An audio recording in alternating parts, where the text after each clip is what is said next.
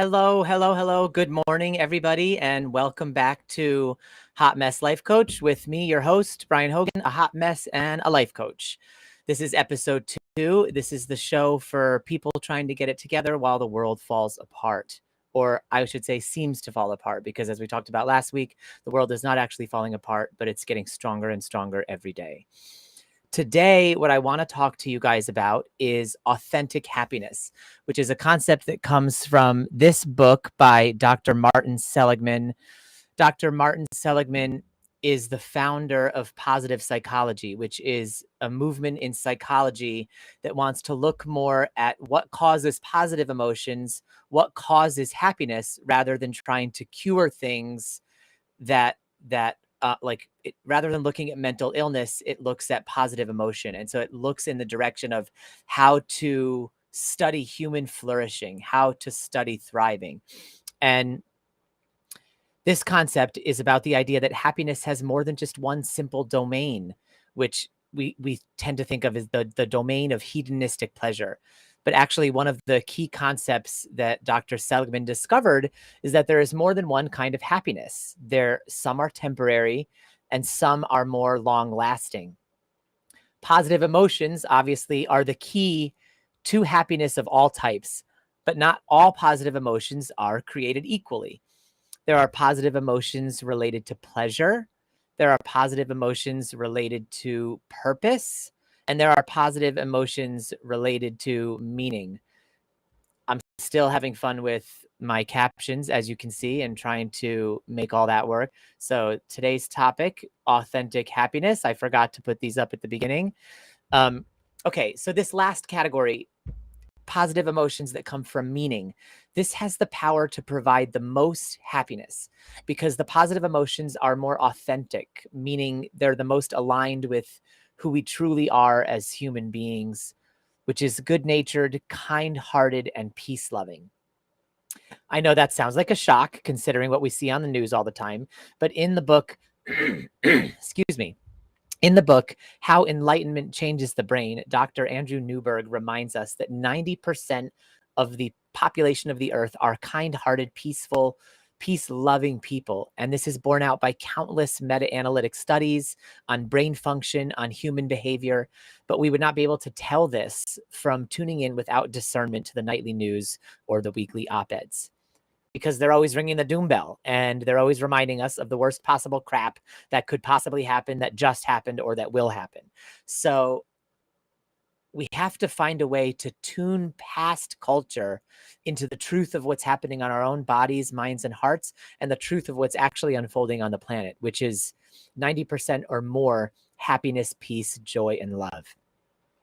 In the Bhagavad Gita, which is one of the sacred texts in the Hindu cultures, it says, whatever happened was good. Whatever is happening is good. And whatever will happen will also be good. And in the Toltec tradition, they proclaim that the world is already perfect in its imperfect imperfection. And we just need the eyes to see that with.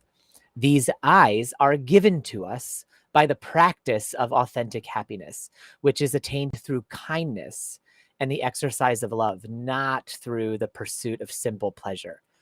So one of the best ways to cultivate an authentic sense of happiness comes from changing our negative perceptions about the world around us and seeing the truth more clearly, that we live in a planet of provision, of abundance, of synchronicity and peace. And the only thing keeping those things at bay are the human systems that we've put in place that are rooted in fear, scarcity, patriarchy, and a general misunderstanding about the nature of life. Life is supporting us always because we are not separate from the rest of existence. We talked last week about the bees and the flowers and how they're really one cyclical loop. And in a similar vein, we breathe the air to gain oxygen, and we expel as our waste material, as our garbage, CO2, which is exactly what the trees and plants around us need to survive. And their garbage is oxygen. And yet that's exactly what we need to survive. We are not separate from the plants or from the environment around us. We are their kidneys and they are our lungs. We live in symbiotic harmony every second with the natural world. What stops us from seeing this as self-evident are the human systems and human cultural beliefs that we've built up that are in the way of this harmony, that obscure its obvious and ongoing reality as the truth.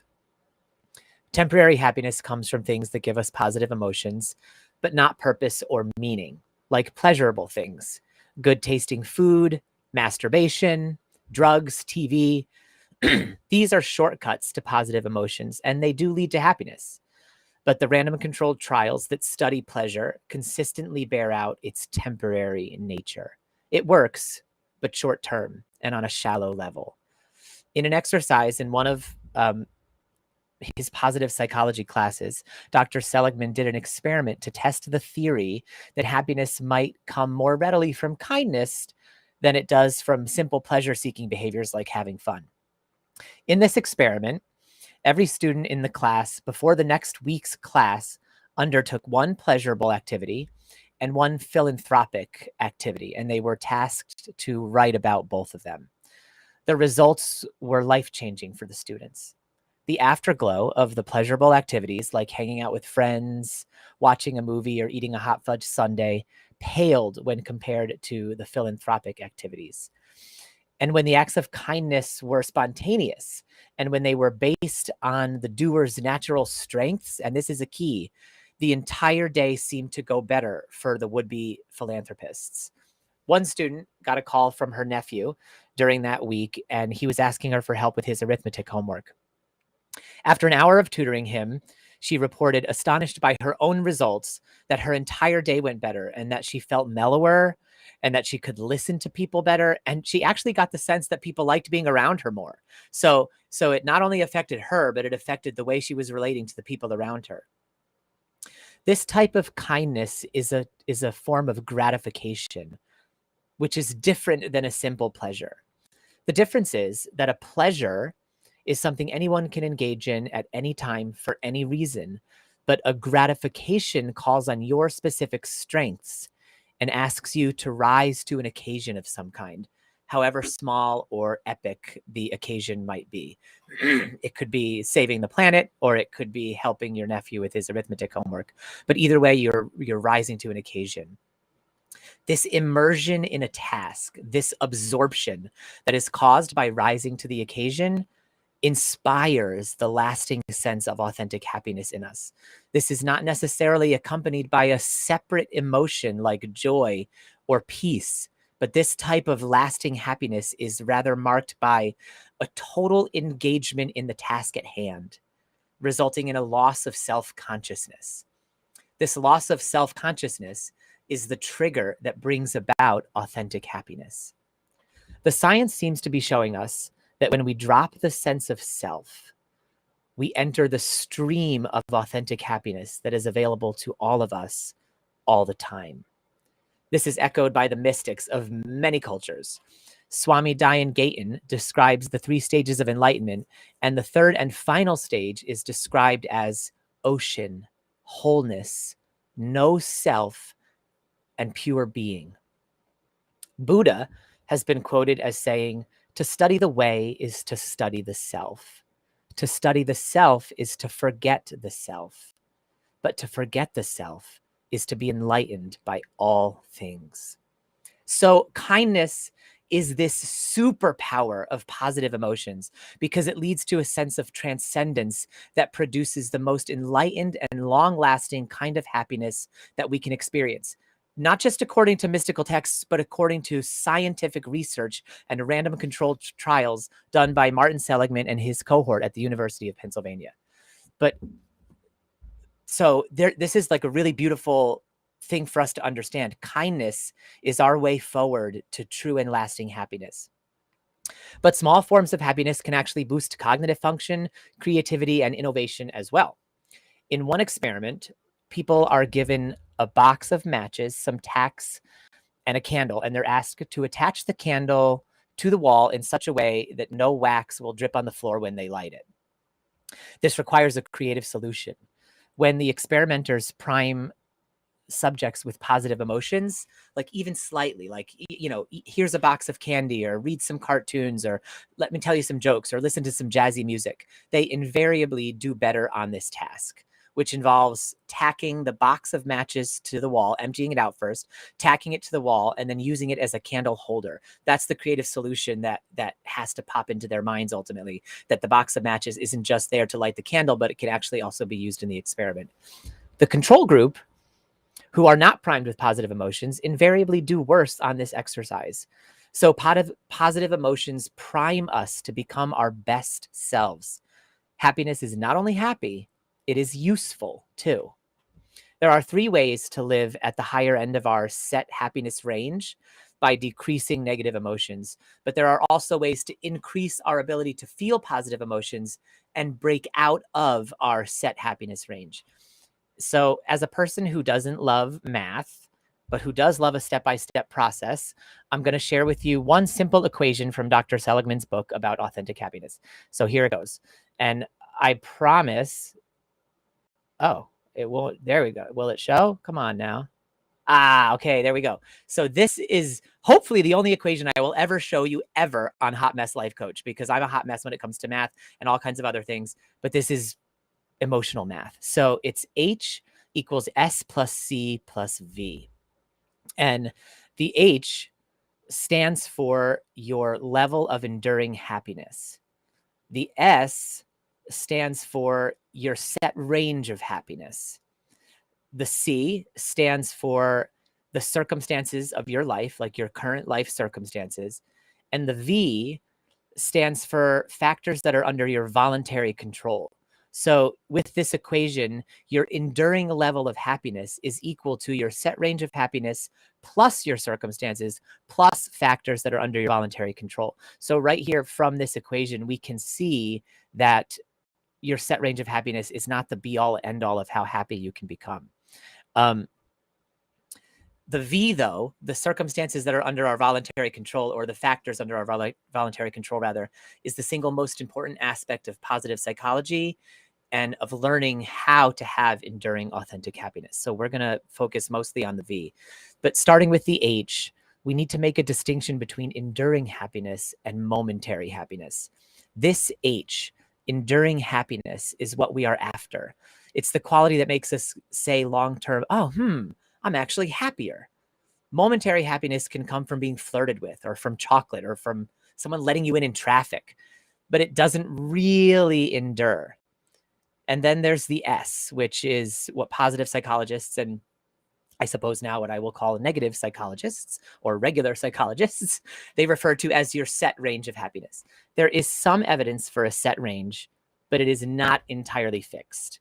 There was a study done of 22 lottery winners compared to a control group, and it showed that happiness gained by their good fortune lasted for only a couple of months before they reverted back down to their general level of happiness, or their normal measure of happiness. However, there was a similar study done on paraplegic patients compared to control groups, and their set range of happiness pulled them back up to their normal range within a few months of their accidents and their paralysis. So many studies have gone on to show that in the vast majority of people, depression is also episodic, meaning we rise back up to a set range of happiness after a few months of processing. This holds true both for victories, bringing us down to a set level, and setbacks and coming back up to a set level. But it's not the whole picture. There's also the C and there's also the V. Pardon all the emotional math. But these final 2 variables, the C for circumstances and the V for factors under your voluntary control, can have a huge sway over your set range of happiness. First of all, circumstances, even hard ones, don't inhibit our ability to experience positive emotions. So there were researchers, and they were investigating the question of whether it was necessary to experience less negative emotion in order to experience more positive emotion. And what the researchers found out was actually a real shock to them, because this was Professor Norman Bradburn from the University of Chicago, and he conducted this research study. And this study has been repeated many times by other researchers as well. So the results are replicable and duplicatable, which is the gold standard in scientific method. And basically, the results are that having more positive emotions only moderately protects you from life's sorrows. And having more negative emotions does not really preclude you at all from having a life filled with joy. So these emotions seem to operate on separate tracks, side by side, rather than being on opposite ends of a continuum. Now, why does this matter? Because no matter what your circumstances are, you can voluntarily access positive emotions. Think of Viktor Frankl or Nelson Mandela, both held captive for years. Viktor Frankl was a survivor of the concentration camps, and Nelson Mandela was held in South African prison for 27 years. And in that time, they were allowing their hearts to soften instead of harden. That was a choice they were making. It was under their voluntary control, despite the circumstances that you would say should cause all kinds of negative emotion. This brings us to the V in the happiness equation, which is the factors that are under our voluntary control. I'm going to play with my captions just for fun. Let's see here. There we go. V, factors under our voluntary control. Okay. So positive emotions, which is what we want to cultivate, can be about the past, the present, or the future. Positive emotions about the future include things like optimism, hope, faith, and trust. The emotions about the present include things like joy, calm, zest, ecstasy, pleasure, ebullience, and most importantly, flow, like the creative state of flow. These emotions, the present emotions, are what most people mean when they refer to happiness casually, like, oh, I'm feeling happy. Then they're feeling joyful, calm, pleasurable, that kind of thing. Positive emotions about the past, which is what we're going to focus on now, include satisfaction, contentment, fulfillment, pride, and serenity. These three sets of emotions are not always linked. For example, you can be content with the past and anxious in the present, or unfulfilled with the past and still have hope for the future. So these are three domains of emotions: past, present, and future. The most complete picture of enduring happiness is when you can have positive emotions in all three arenas. But since the past is what feels most cemented for most people because it already happened and we have practiced feeling crappy about it for a long time, we're going to talk about the past now and how you can affect the past, how you can essentially effectively rewrite your emotional history, even though you can't rewrite your actual history. So these three strategies of affecting the past that are under our voluntary control, they take effort, and but they can change because they're internal and they're a matter of perspective and they're a matter of belief. So they are entirely changeable if we put the effort into doing so. Studies in positive psychology over the last 20 years have repeatedly validated these methods as ways to lastingly increase your H, your enduring happiness level. I'm still getting used to that. There it is. I'm still getting used to the caption. So the H, it stands for enduring happiness, not just regular old happiness. So the first way is a mental way. It's a cognitive way. And it's about dropping the ideology of determinism that the past determines the future. It's actually not scientifically supported. Freud was wrong. Darwin was wrong. Our past does not determine our future. According to Dr. Seligman's work, emotions are contained in a membrane, but that membrane is highly permeable. And he calls it the sense of adaptation, that we all have the ability to adapt.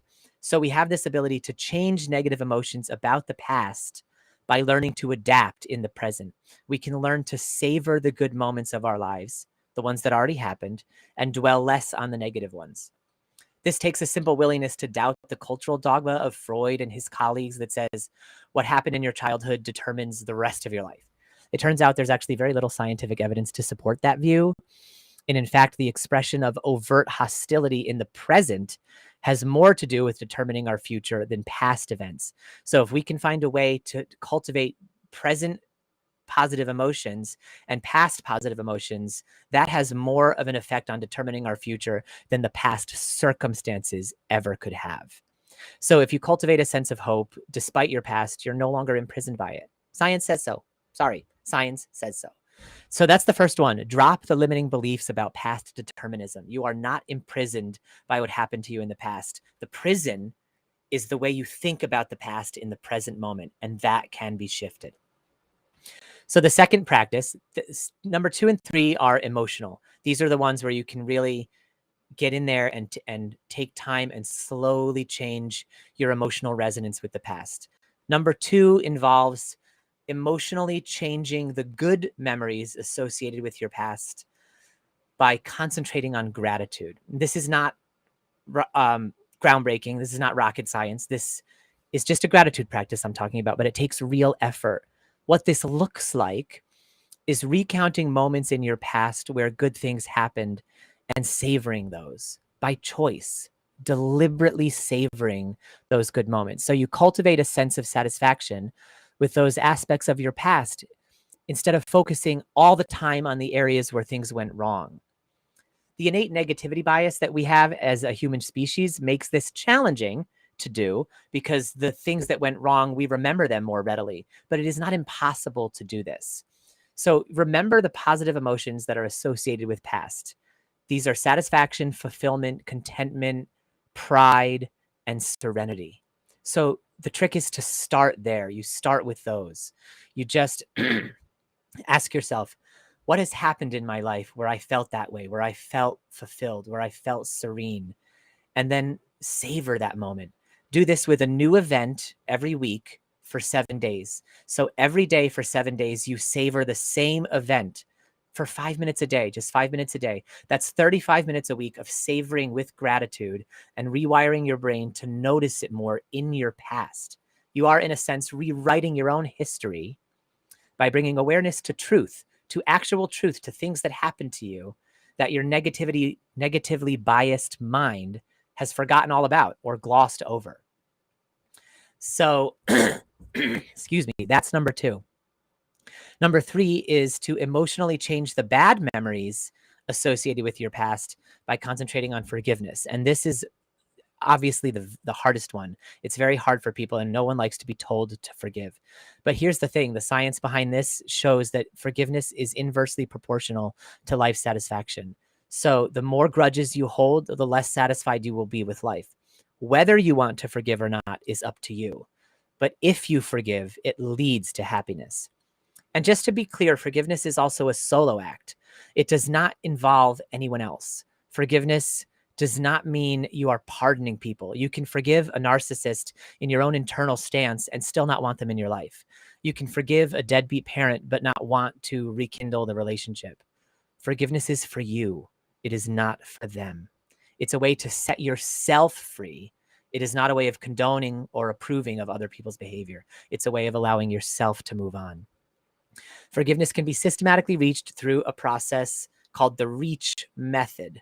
This was developed by Dr. Worthington, who was studying forgiveness when his mom was brutally murdered, and he actually found her. He came home and found her murdered and beaten, and he developed this REACH method, REACH. The R stands for recall, the E for empathize, the A for altruism, the C for commitment, and the H for holding on. And that means holding on to forgiveness, not holding on to the negative memories. So the way this works is that you start by recalling the incident in detail so that you're facing your pain. It doesn't mean reliving it so you re-traumatize yourself. It means grieving fully and not avoiding the painful experience. Think it through. And you don't need to do this alone, and you don't need to do this before you're ready. Step 2 is to try to imagine why the perpetrator may have acted that way. This is a very hard step, but Dr. Worthington had to consciously remember that those who hurt others are often in a state of worry and fear themselves, and that people lash out when they're hurt, and they aren't often thinking consciously. And it took him a while to activate empathy towards the perpetrators. But activating empathy towards the perpetrators does not mean striking up a friendship with them. It does not mean he went into a relationship with them. Step 3 is the altruistic act of offering forgiveness by remembering, and this is how you do it. You remember a time when you transgressed and you were forgiven, and what a gift that forgiveness was to you. And now you're giving that gift also because it makes you feel better when you forgive, not because you're letting somebody else off the hook. There's this saying that goes like this: if you want to be happy for an hour, take a nap. For a day, go fishing. For a month, get married. For a year, get an inheritance. For a lifetime, help someone. That help can come in the form of forgiveness. But this must be a genuine gift, and it can take time. The A in the REACH method can be the hardest step. But once it's given, it will set you free as well. He offered forgiveness to those that murdered his mother, but he did not cultivate a friendship with them. That is the key here. You can take your safe space. You can remain in a safe space and decide in an internal stance that you are going to forgive. The C is for commit to forgiveness. And the way you do this is by writing a letter to yourself or to them, or creating a certificate of forgiveness that outlines your reasons why you've decided to forgive, the reasons why forgiveness is setting you free. And then H, the final step, is to hold on to forgiveness. This step can be hard because memories will come up that will anger us all over again. Here's the thing, it's okay to feel these emotions. Forgiveness does not mean erasure. It means you're changing the tagline of the memory from "that should never have happened to me" to something else like "I'm stronger now because of this," or whatever resonates for you. So feel the emotions, feel them fully, grieve them all over again, and then read your documents from step C and keep holding on to forgiveness. You don't need to do it alone or before you're ready. This is a prime place where reaching out to a coach can actually help you. It's an act of courage and it's an act of kindness to forgive, because forgiveness will set you free. I'll end here. I went on a little longer than I intended to, so I'm going to save a couple other stories for next week's episode, but I'll end with a quote that a fellow master coach of mine shared with me recently, which is from Susan David, PhD. And the quote says, "Happiness is not the goal. If you build your life around things you value, happiness will be the byproduct."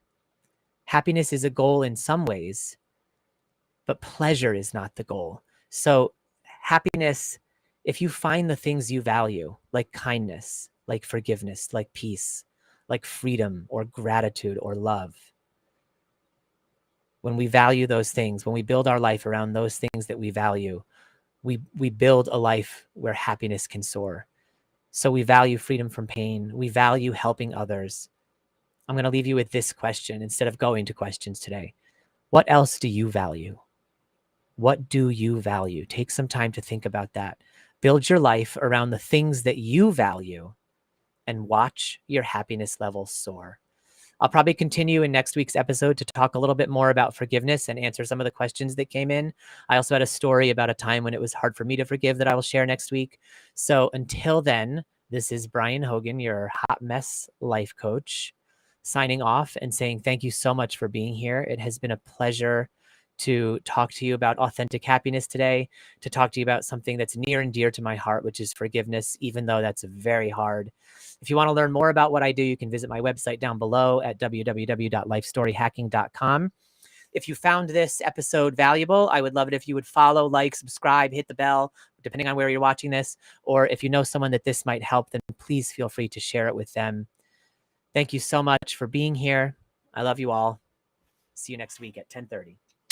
Bye.